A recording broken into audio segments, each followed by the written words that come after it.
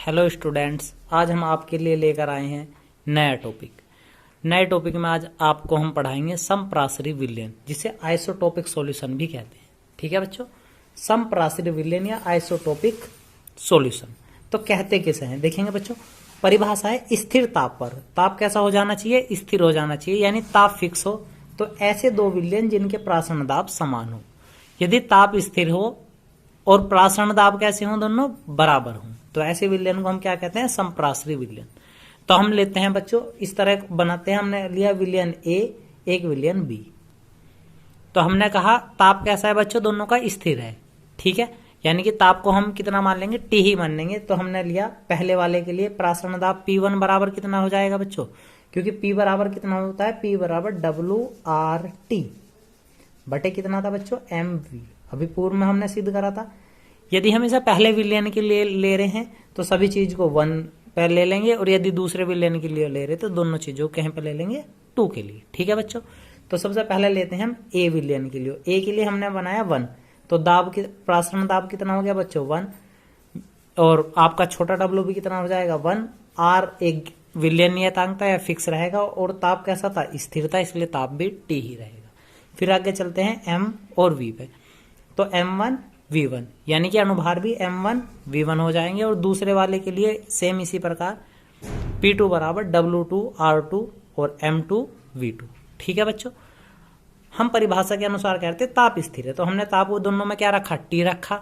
और हम क्या करें? प्रासरण दाब कैसा है? समान है। जब प्रासरण दाब समान है तो P1 किसके बराबर है बच्चों? P2 के बराबर है। ठीक है, तो हम क्या करेंगे? दोनों मानों को आपस में बराबर रख देंगे। तो हमने रखा, और RT से यहां से RT कैंसिल हो गया, तो हमारे पास एक फॉर्मूला निकल गया है, छोटा W बटे यानी कि W1 बटे M1 V1 बराबर W2 बटे M2 V2।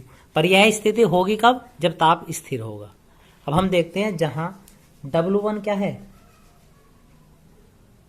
A विलयन में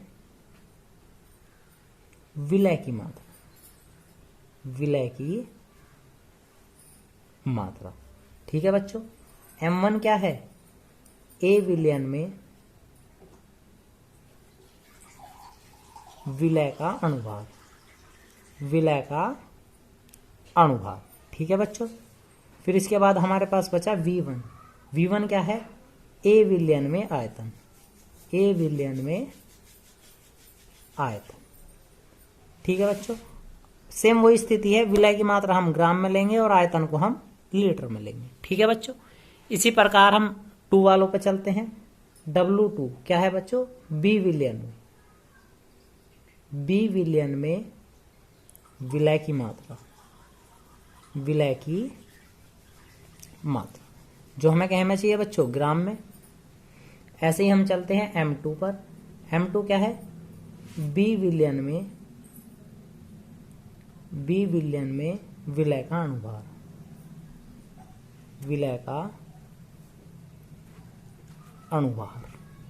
ठीक बच्चों, अब हम देखते हैं V2। V2 भी क्या है? B विलयन में,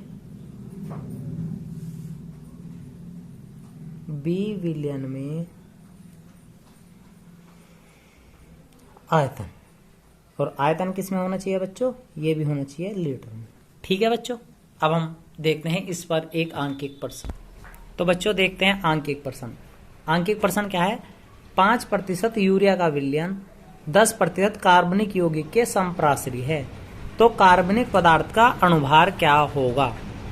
फिर दोबारा देखते हैं, 5% यूरिया का विलयन 10% कार्बनिक के समप्रासरी है, तो कार्बनिक पदार्थ का अनुभार क्या होगा? तो एक तरफ तो हमें क्या दिया हुआ हमने? यूरिया। एक स्थान पे यूरिया हो गया बच्चों, और दूसरा क्या हो गया? हमें दिया कार्बनिक पदार्थ, कार्बनिक पदार्थ। तो बच्चों हम दोनों चीज इसी से ज्ञात कर लेंगे यहां से। तो हमें दिया हुआ 5% है। कितनी मात्रा दी हुई है बच्चों?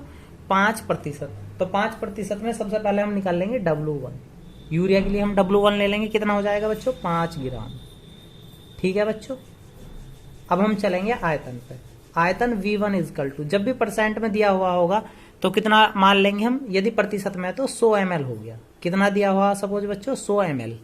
ठीक है, जब भी परसेंटेज में कोई भी चीज रहेगी, हम आयतन ले रहे हैं तो 100 ml माना जाएगा। ठीक है, ml को हम क्या में बदलेंगे बच्चों, लीटर में।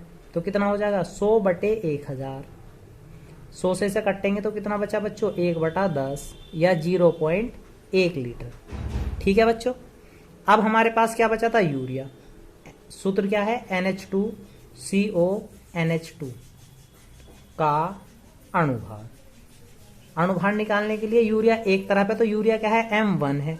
तो जब हम यूरिया के लिए निकाल लेंगे N का 14 प्लस H का 1 × 2 प्लस C का रहेगा 12, O का 16 प्लस N का कितना 14 प्लस 1 × 2। तो जब हम टोटल हल करते हैं तो यूरिया का अणुभार कितना आ जाता है बच्चों, 60। ठीक है, इस तरफ का तो आपके समझ में आ गया होगा, 5% यूरिया। तो छोटा W 5 ग्राम, आयतन परसेंट में थे तो पूरा 100 ml मान लिया जाएगा। ml को जब लीटर में बदलेंगे तो 1.1 लीटर। ठीक है। NH2 यूरिया दिया हुआ था, NH2CONH2 का अणुभार जब हम निकाल लेंगे तो कितना आ जाएगा, 60। अब दूसरी तरफ चलते हैं, उसने क्या दिया है हमें, 10% कार्बनिक दिया हुआ। कार्बनिक यौगिक है, यानी कि M2 दिया नहीं है, अणुभार पूछ रहा है, तो M2 ही हमें ज्ञात करना है। ठीक है बच्चों।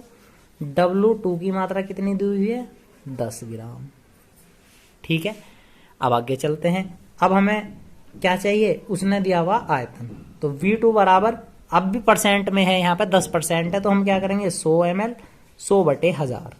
जब 100/1000 में करेंगे तो कितना बचेगा, 10, यानी कि 1/10, और 1/10 को हम लिख सकते हैं 0.1 लीटर। ठीक है बच्चों।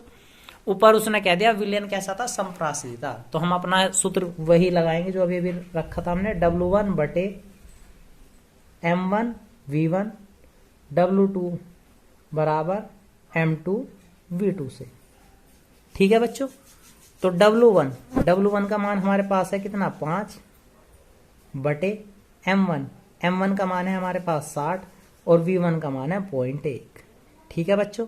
W2 का मान हमारे पास कितना है, 10/M2। M2 का मान अब की बार हमें M2 ही ज्ञात करना था। V2 का मान कितना, 0.1। तो बच्चों 0.1 से 0.1 कैंसिल हो जाएगा।